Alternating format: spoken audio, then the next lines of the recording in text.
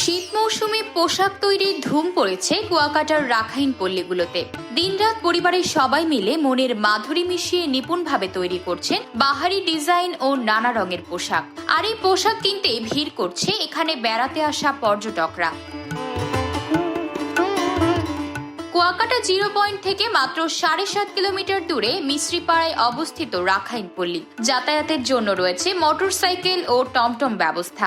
মিস্ত্রিপাড়ায় পৌঁছে বিশাল আকারের বৌদ্ধ মন্দিরে নজর কাড়া সৌন্দর্য অবলোকন করতে না করতেই দৃষ্টি কাড়বে বৌদ্ধ বিহারে দক্ষিণ পাশ জুড়ে অবস্থিত রাখাইন পল্লীগুলো।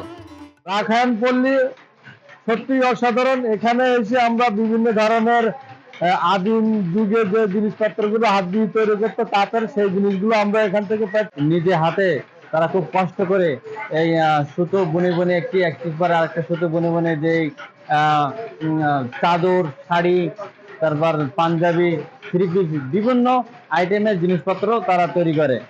প্রতিটি টোন অথবা বসত ঘরের সামনে রয়েছে পোশাক তৈরির নানা সরঞ্জাম আর একটি করে দোকানগুলোতে সাজানো রয়েছে তাদের তৈরি নানা ডিজাইনের বাহারি রঙের পোশাক।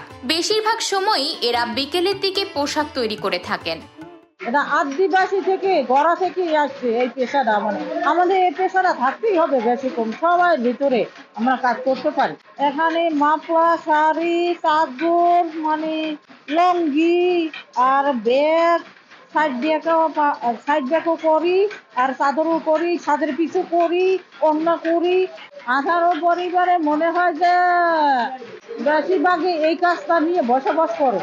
15-20 বছর হলো এগুলো বানাই, মাসে 30,000 টাকা বেতন পাই। সবকিছু আমার এখান থেকে দেশে বাহিরে চলে যায়। তবে পোশাক তৈরিতে সুতা সহ নানা উপকরণের মূল্য বৃদ্ধিতে হতাশ হয়ে পড়েছেন রাখাইন পল্লীর তাঁত শিল্পীরা। রাখাইনদের পুরনো ঐতিহ্য নিয়ে তারা আশঙ্কা প্রকাশ করেছেন।